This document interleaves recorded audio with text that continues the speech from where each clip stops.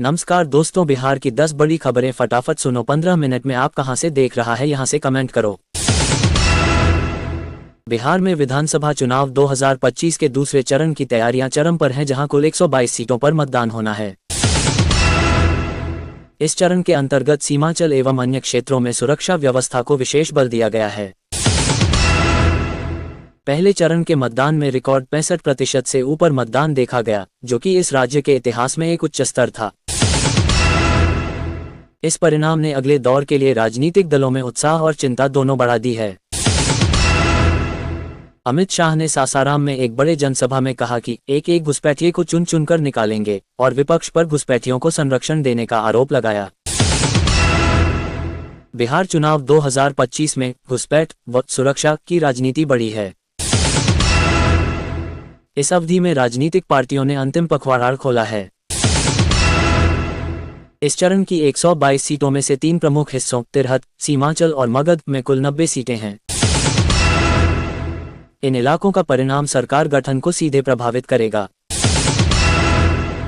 चुनाव के संदर्भ में यह भी सामने आया कि भाजपा ने रोहतास जिले की 7 सीटें अपने गठबंधन सहयोगियों को सौंप दी हैं। चुनावी मैदान में जातीय संग्राम दिखाई दे रहा है। कुल 32 सीटों पर एक ही जाति के उम्मीदवारों के बीच सीधी मुकाबला है। ये लोक राजनीति की गहरी प्रवृत्ति को दर्शाता है।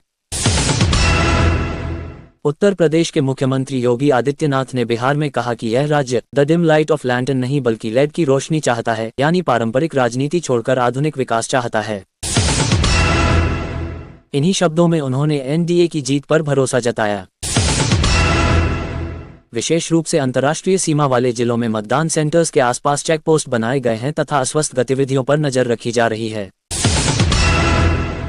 राहुल गांधी ने कहा है कि पीएम और मुख्य चुनाव आयुक्त मिलकर वोट चोरी की कोशिश कर रहे हैं। युवा मतदाताओं को सतर्क रहने की अपील की है।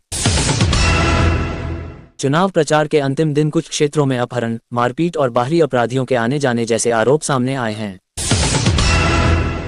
जैसे धमदाहा विधानसभा में कांग्रेस प्रत्याशी और मंत्री आमने सामने हैं। पुलिस की जांच जारी है।